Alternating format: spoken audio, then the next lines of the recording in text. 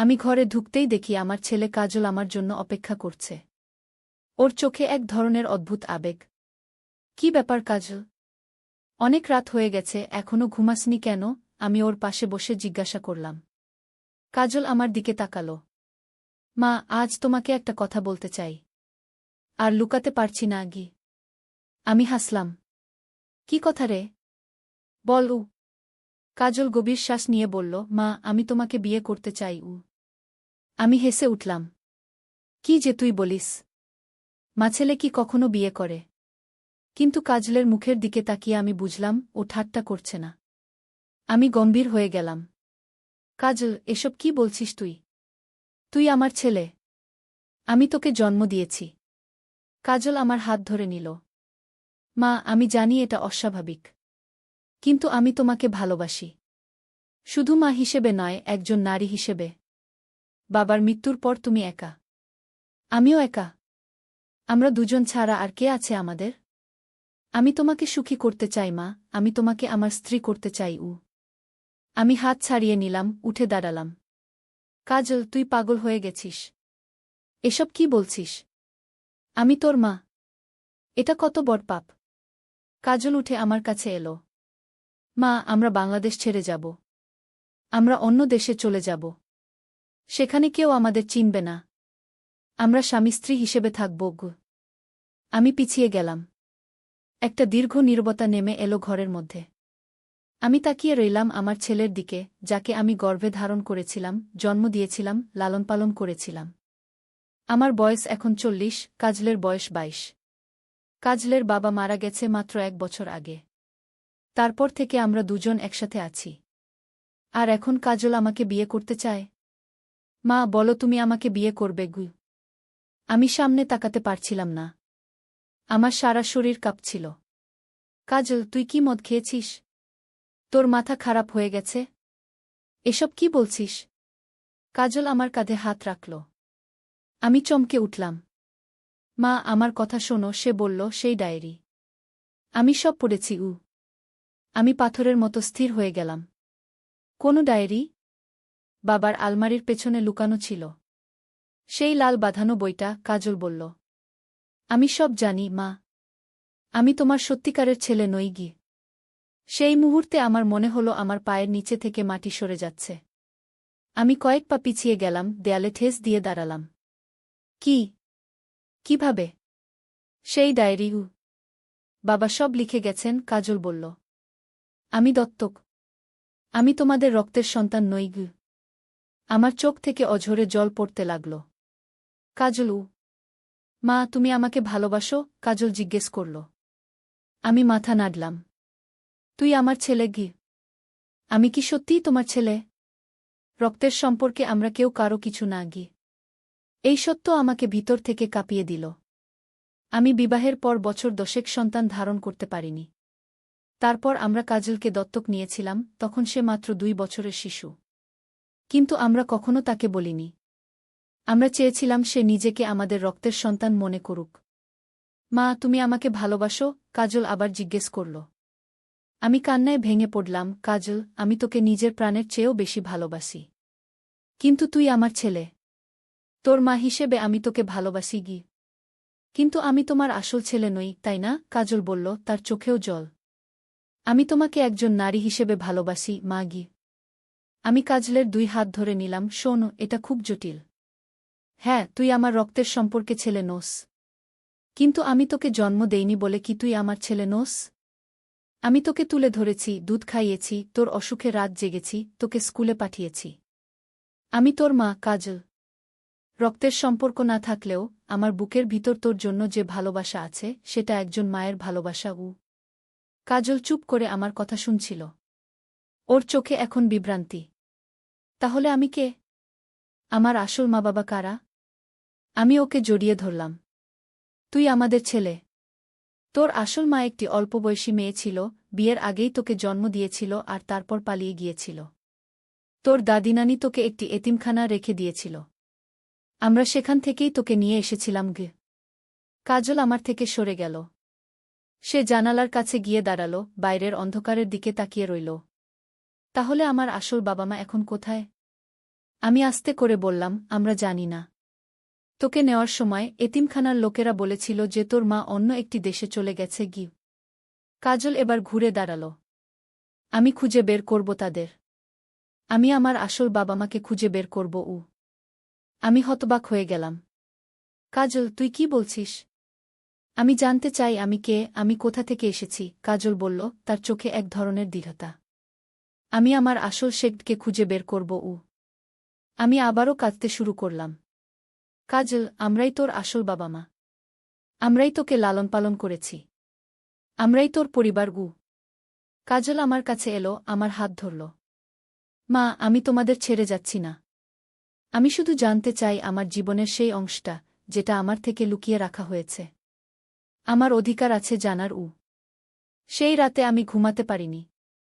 সারা রাত জেগে ভেবেছি, আমার ছেলে, যাকে আমি এতদিন আমারই রক্তের সন্তান হিসেবে বড় করেছি, সে আজ জেনে গেছে তার আসল পরিচয়। সে এখন তার আসল বাবা মাকে খুঁজতে চায়। পরদিন সকালে আমি কাজলকে একটি ফাইল দিলাম। এটা তোর ফাইল। এতিমখানা থেকে আমরা যা পেয়েছিলাম। এর বেশি আমরা কিছু জানি না গি। কাজল ফাইলটা খুলে দেখতে লাগল। মা, এটা কি আমার জন্ম সার্টিফিকেট? আমি মাথা নাড়লাম। হ্যাঁ, এতে তোর আসল মায়ের নাম আছে, কিন্তু বাবার নাম নেই গি। কাজল জন্ম সার্টিফিকেটটা দেখল। লুনা রহমান। এই নামের মেয়েটাই আমার জন্ম দিয়েছিল। হ্যাঁ, আমি বললাম। আমরা শুধু এটুকুই জানি গি। কাজল চুপ করে রইল কিছুক্ষণ। তারপর বলল, মা, আমি এই লুনা রহমানকে খুঁজব। আমি জানতে চাই সে কে, কেন সে আমাকে ছেড়ে চলে গেল। আমি কাজলের হাত ধরলাম। আমি তোকে সাহায্য করব, কাজল। আমরা একসাথে খুঁজব। কাজল আমাকে জড়িয়ে ধরল। মা, আমি তোমাকে ভালোবাসি।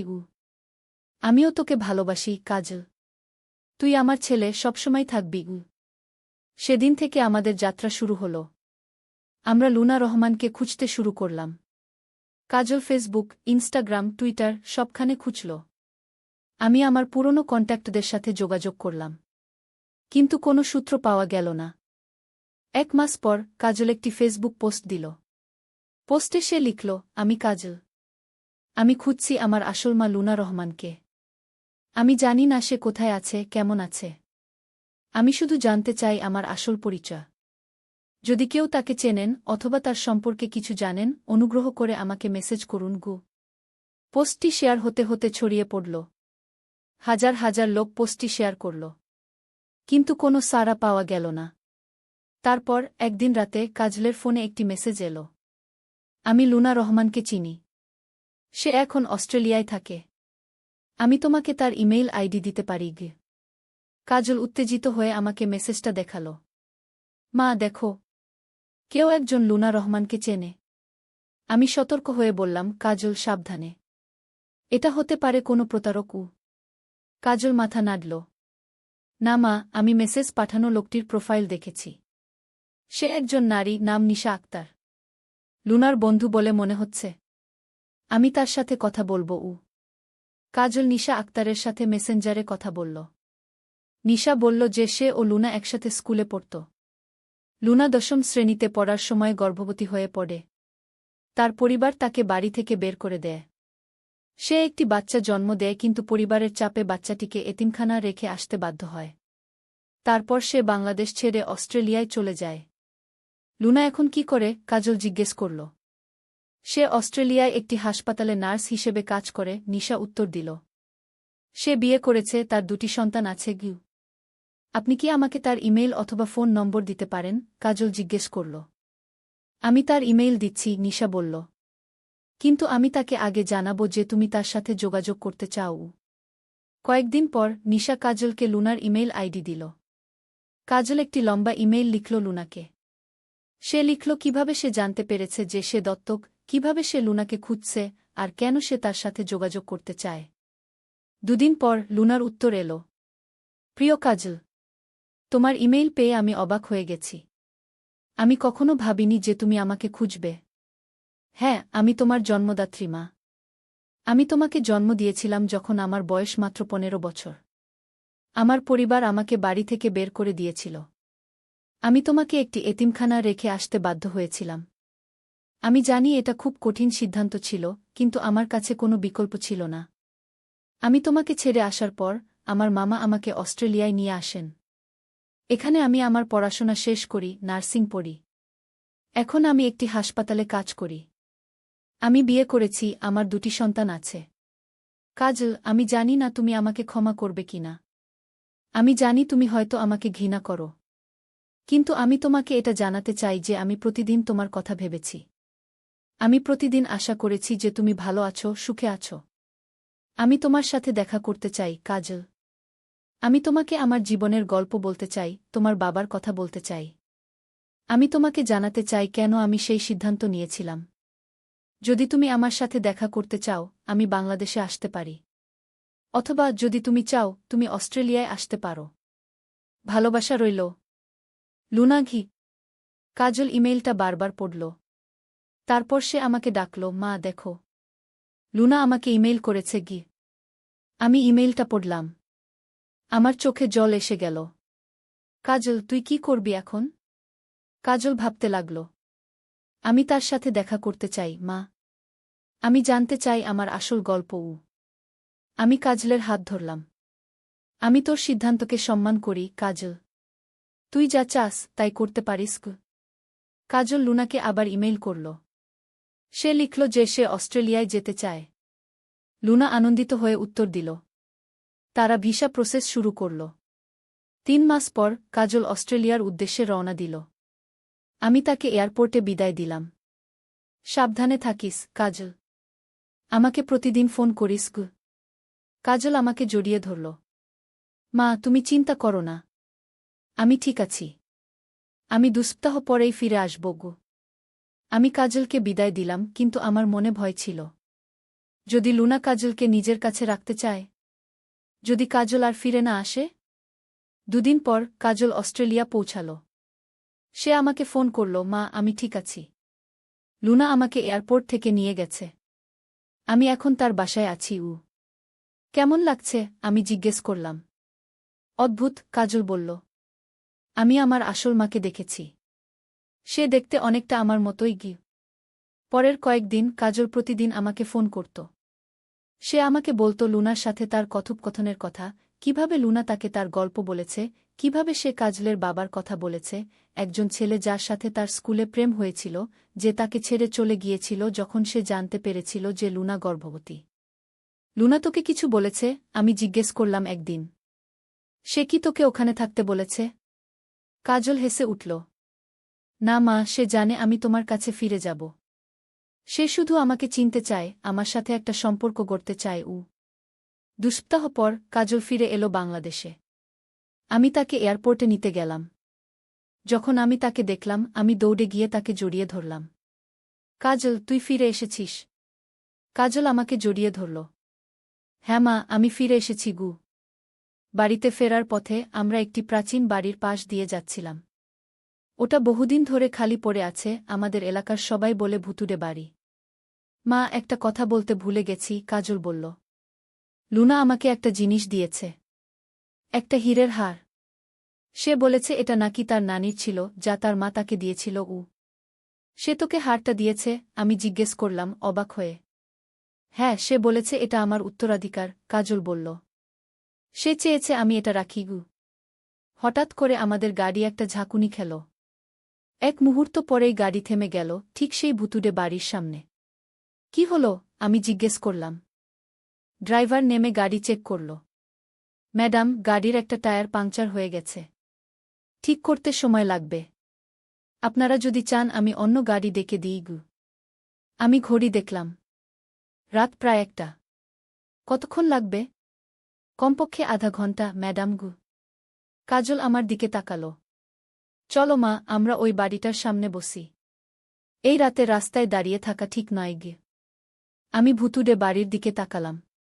বাড়িটা অন্ধকারে ডুবে আছে, কেবল চাঁদের আলো পড়েছে এর ভাঙা জানালাগুলো।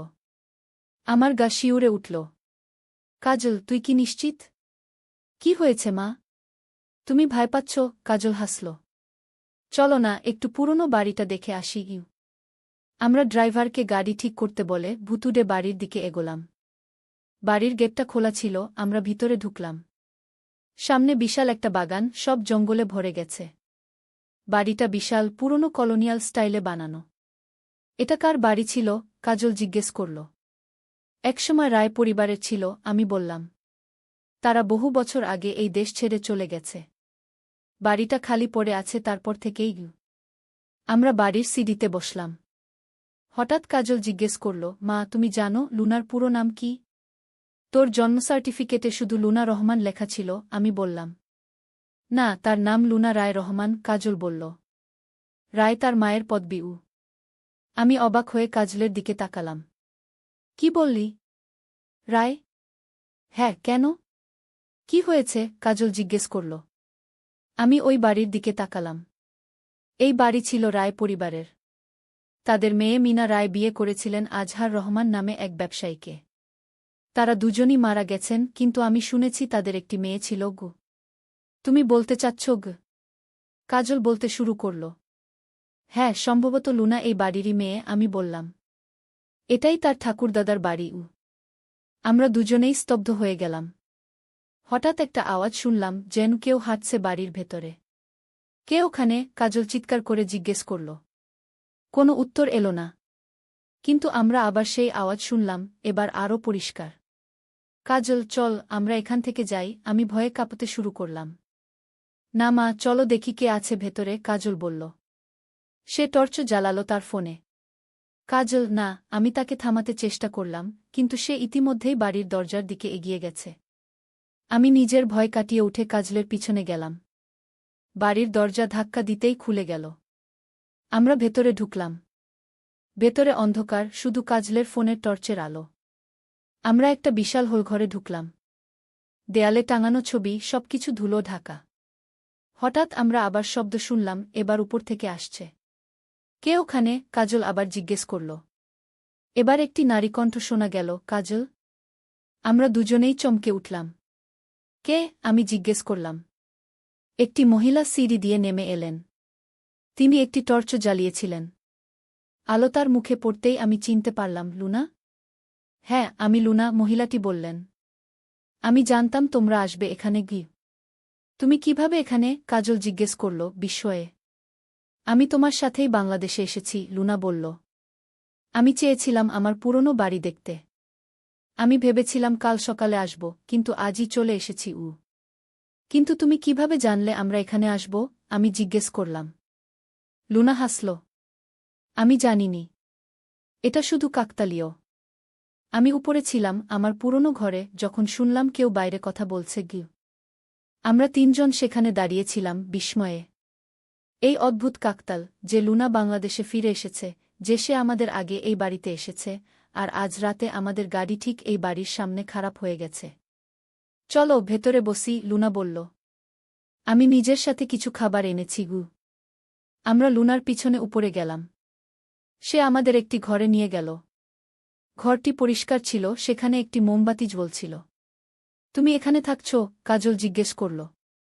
না, আমি একটি হোটেলে উঠেছি, লুনা বলল। আমি শুধু আজ রাতে এখানে এসেছি। এটা আমার ঠাকুরদাদার বাড়ি। আমি এখানে বড় হয়েছি। আমার বাবা মা যখন মারা যান, আমার নানানানি আমাকে নিয়ে যান তাদের বাসায়। কিন্তু এই বাড়ি এখনও আমাদের। লুনা আমার দিকে তাকাল।